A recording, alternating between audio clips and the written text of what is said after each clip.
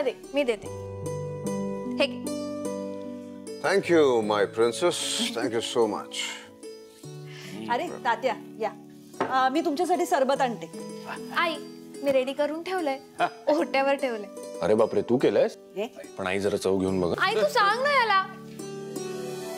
अरे आई कशाला, आजोबा आहे की सांगायला.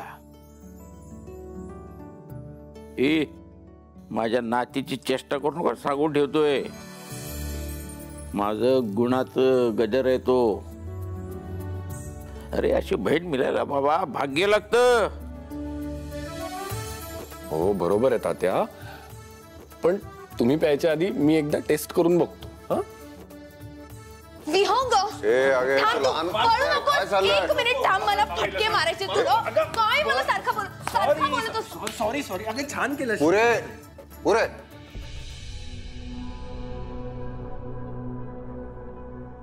ओ पर्डीकर साहेब, अहो अशा आनंदाचे झरे आणि पक्ष्यांचे किलबिलाट घरामध्ये असलं की प्रसन्न वाटतो, एकदम स्वप्नात गेल्यासारखं. तुम्ही पुण्यवान आहात.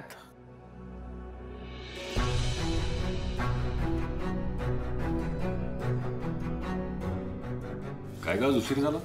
हा ते कामाचा व्याप जरा वाढलाय हल्ली. घे शुभदा चहा घे. अगं तू का केलास, मी केला असता ना. अगं तिला पाणी वगैरे दे, दमून आली आहे ती. नाही पाणी नकोय. बाबा हल्ली खूप काम देतोयस तू मावशीला. काम देणं माझं काम आहे. आता कित्येक कामं ती स्वतःहून उडवून घेते म्हटल्यानंतर मी तरी काय करू.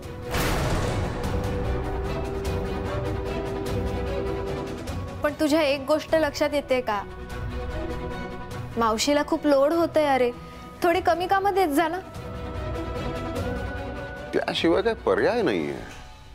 काही महत्वाची कामं आपल्या विश्वासातल्या, आपल्या जवळच्या माणसांनाच द्यावी लागतात.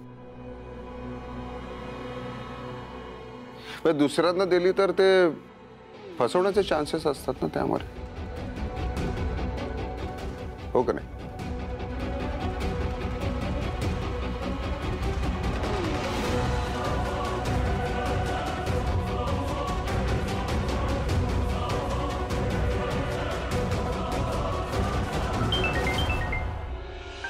कोणाचा नंबर आहे?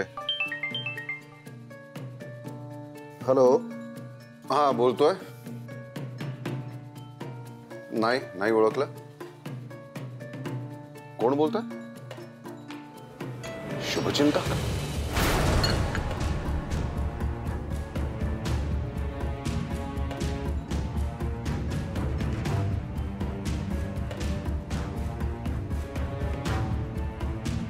हे बघ, एक शुभचिंतक म्हणून आजपर्यंत या घराला उद्ध्वस्त करण्याचा प्रयत्न केलास तू, पण त्याचा काही उपयोग झाला नाही. समजला ना?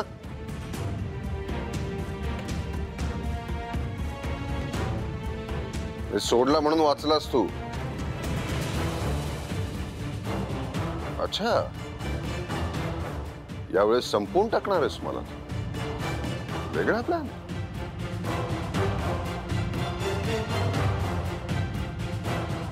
अरे वा, यावेळेस भरपूर डेअरिंग करतोयस तू. तुझा प्लॅन सांगतोयस मला तू. बरं, तू जे मला सांगतोयस याचा पुरावा काय की हे माझ्या फायद्याचं असेल? ओके ओके ओके, आपण मग एक डील करूया. तू मला माझं आयुष्य उद्ध्वस्त करणाऱ्याचं नाव सांग.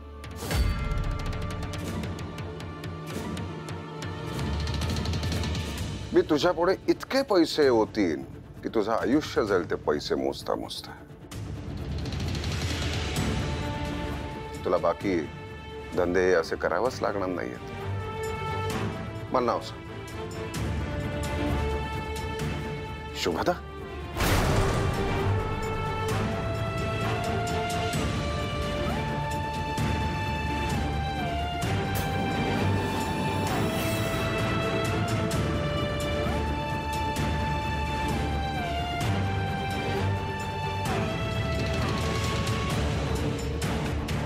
हे बघ, हे शक्य नाहीये.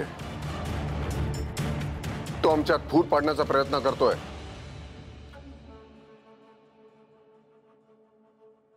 काय? तिला दिलेले 25 लाख तिने स्वतःहून तुला दिले?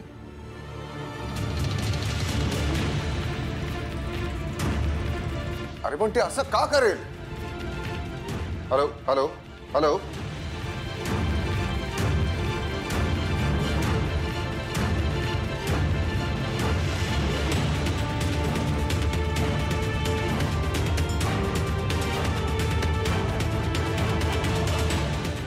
ती असं का करेल?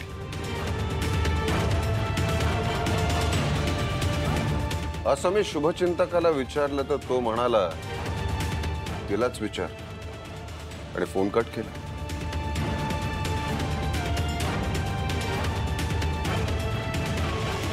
हीच सांगेल आता की इतक्या दिवस तो आपल्याला का छळत होता. शुभदा, हे काय चाललंय सगळं? खोटं आहे सगळं.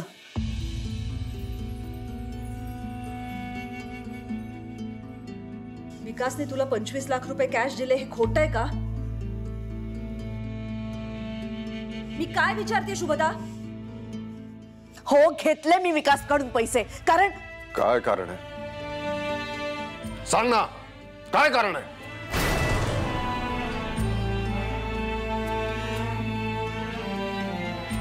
नाही सांगू शकत मी ते कारण. पाहिलंच रेवती, मी तुला 25 लाख रुपये दिले काहीही न विचारता, मदत म्हणून. आता बाहेरचा एक अनोळखी माणूस मला म्हणतोय की ते पैसे त्याच्याकडे आहेत. आणि त्याविषयी मी तुला विचारलं तर तू म्हणतेस की मी कारण सांगू शकत नाही.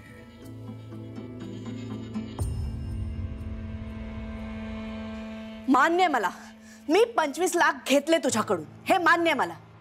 पण हा जो शुभचिंतक म्हणतोय ना, तो याला फोन करूच शकत नाही. खोटं बोलतोयस तू. वा वा वा वा वा शुभदा वा. एवढं सगळं करून मीच खोटं बोलतो? तो म्हणतोय की आज तू त्याला पैसे दिलेस. हे तर शक्यच नाहीये. नक्की काय घडतंय जरा मला नीट सांगतेस का शुभदा? अगं काय सांगू मी?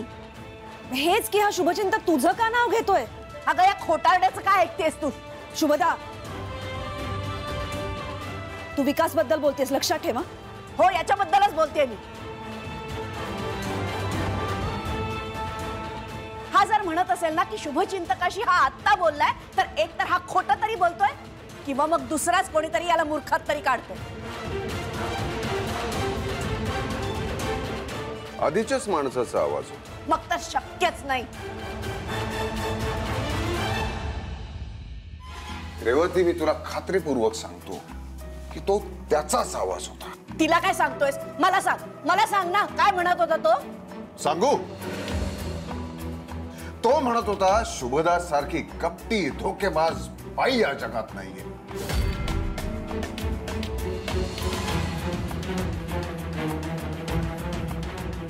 तो म्हणाला तिने माझा वापर करून घेतला, अरे त्या बाईपासून सावध राहा.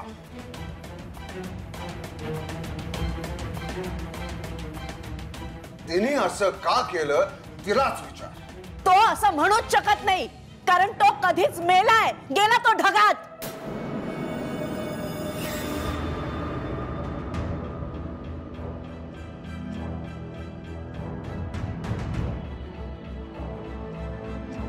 तुला काय माहिती शुभदा? रेवती आता ही खोटं बोलतीये. तिला काय सांगतोस रे? मला सांग ना, मीच सांगते तुला.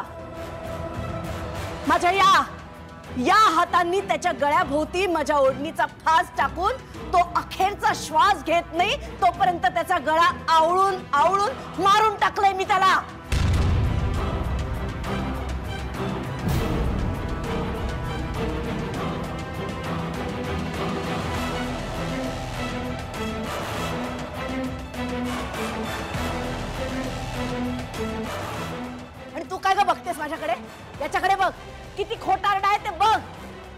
प्रेतासारखं खोटं बोलतोय हेच दाखवून द्यायचं होतं मला तुला.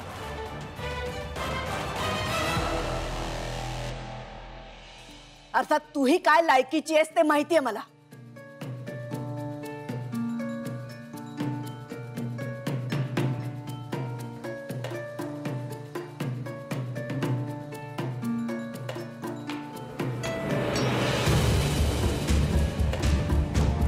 इन्स्पेक्टर,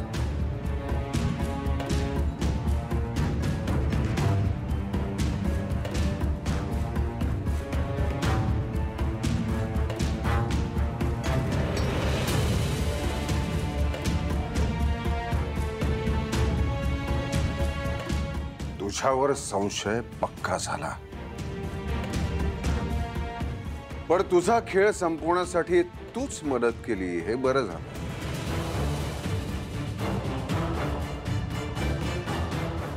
कोणत्या गुन्ह्यासाठी किंवा कोणकोणत्या गुन्ह्यांसाठी तुम्ही हिला अटक करताय जरा सांगाल इन्स्पेक्टर? ज्याचा यांनी आता कबुली जबाब दिला त्या खुनासाठी यांना अटक करण्यात येत आहे. त्यानंतर यांच्यावर प्राणघातक हल्ला करण्यासाठी, शिवाय आत्ताचे आणि आधीचे स्वतःच्या विरोधातले पुरावे नष्ट करण्यासाठी सुद्धा यांना अटक करण्यात येत आहे.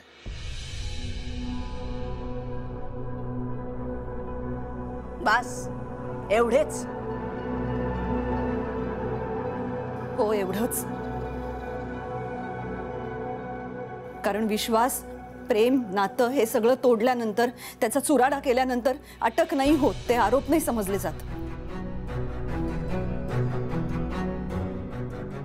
तू का असं केलं शुभदा? काहीच केलं नाही मी. मला हवं होतं ते काहीच केलं नाही मी. तुला त्रास होईल असं, तुझं नुकसान होईल असं काहीच करू शकले नाही मी. ही तीच शुभदा आहे जिला मी एकटी आईवडिलांसोबत सोडून लग्न करण्यासाठी पळून आले. हो, मी तीच शुभदा आहे जिची बहीण पळून गेली म्हणून तिच्या नातेवाईकांनी तिच्या कुटुंबाकडे पाठ फिरवली. हो, मी तीच शुभदा आहे जिने एकटीने तिच्या आजारी आई वडिलांचा सांभाळ केला. जिची बहीण पळून गेली म्हणून तिचं लग्न कधीही होऊ शकलं नाही, तिचा संसार कधी उभाच नाही राहिला. हो, आणि मी तीच शुभदा आहे जिच्या भविष्याची राख करून तिची बहीण नेहमीच स्वर्गात असल्यासारखी राहिली.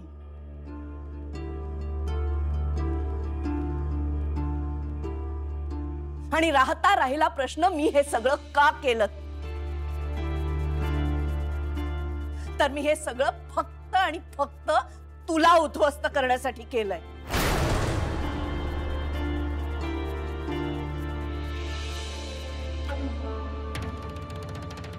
जो अपमान, जे एकटेपण, जी आयुष्य उद्ध्वस्त झाल्याची भावना मी एकटीने अनुभवलीये, ती तुझ्या सुद्धा वाट्याला यावी म्हणून मी हे केलं.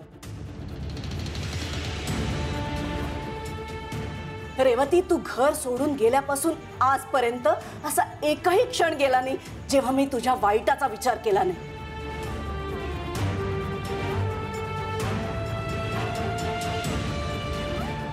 सकाळपासून रात्रीपर्यंत माझ्या डोक्यात एकच विचार असायचा, तुझ्या संसाराची माती करून तुला एकटीला पाडायचं. त्यामुळे तुझ्या आयुष्यात आजपर्यंत मी येण्याआधी आणि मी आल्यानंतर ज्या काही वाईट गोष्टी घडल्या आहेत ना, त्याला मी जबाबदार आहे.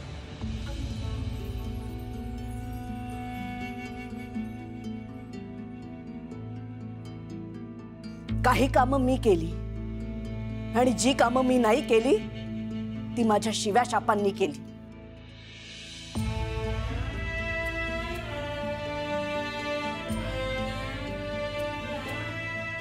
मला सोडू नका, कारण मी सुटून आले ना तरी माझ्या आयुष्याचं एकच स्वप्न असेल, रेवती विकास परळीकरचं आयुष्य उद्ध्वस्त करणं.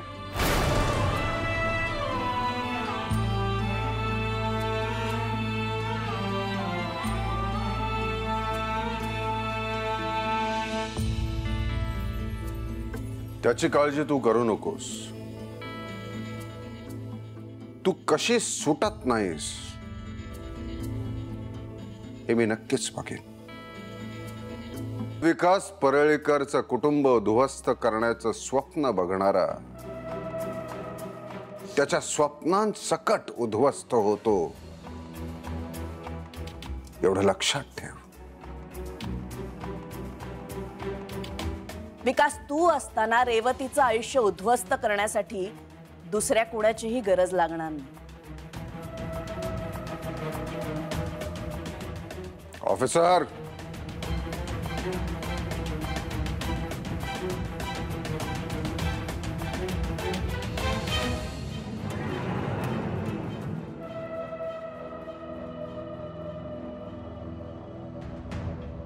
मी चालले रेवती.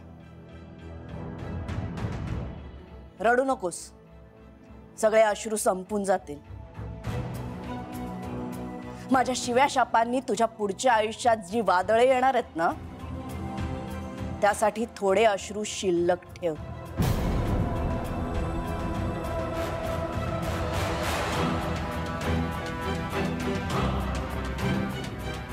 घेऊन जायला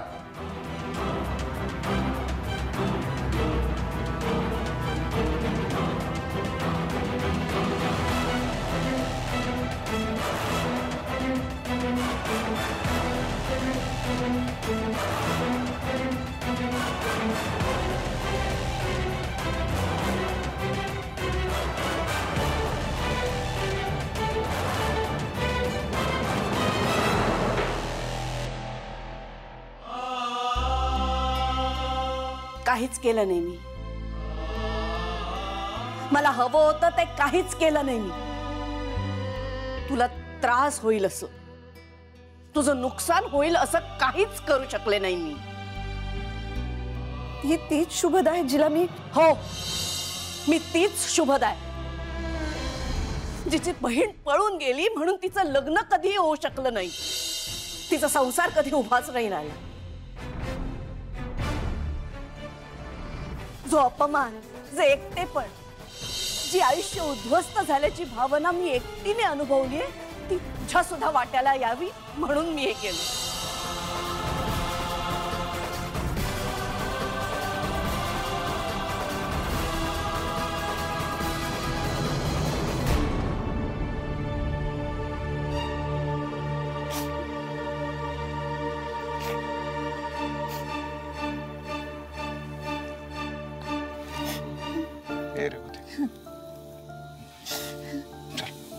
शांत.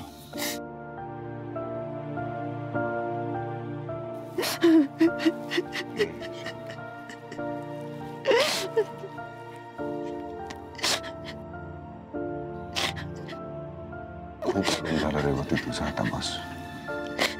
शांत.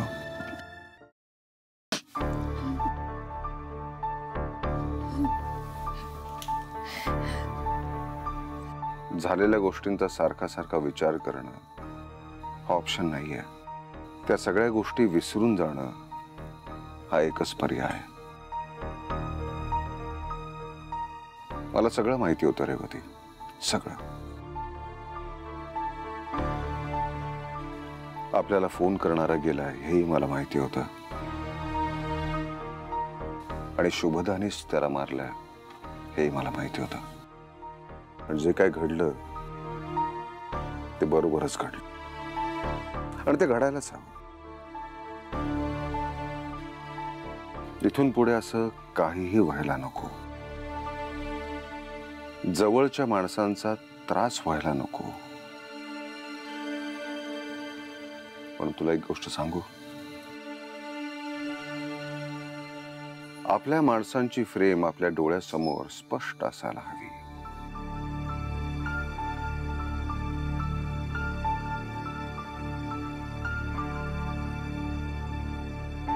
म्हणजे आपल्यासाठी तू, मी, विहंग, श्वेता एवढीच माणसं असायला हवी. म्हणजे बघ ना, तात्या आपल्याकडे, आपण त्यांचं सगळं करतो, पण ते आपल्याकडे फक्त आणि फक्त पाहुणे म्हणूनच आहेत. हा असा विचार करायचा. आपला आणि त्यांचा संबंध फक्त ते बरे होण्यापुरताच आहे, त्यापुढे काही नाही.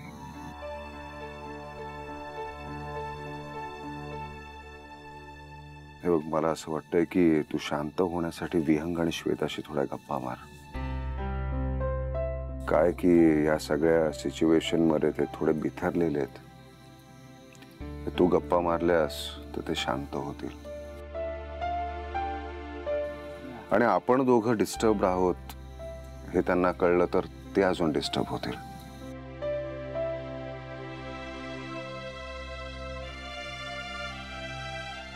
चल चला चला शांत शांत.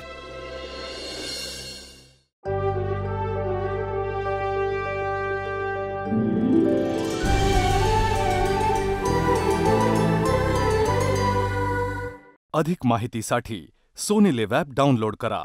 Sony LIV, we live to entertain.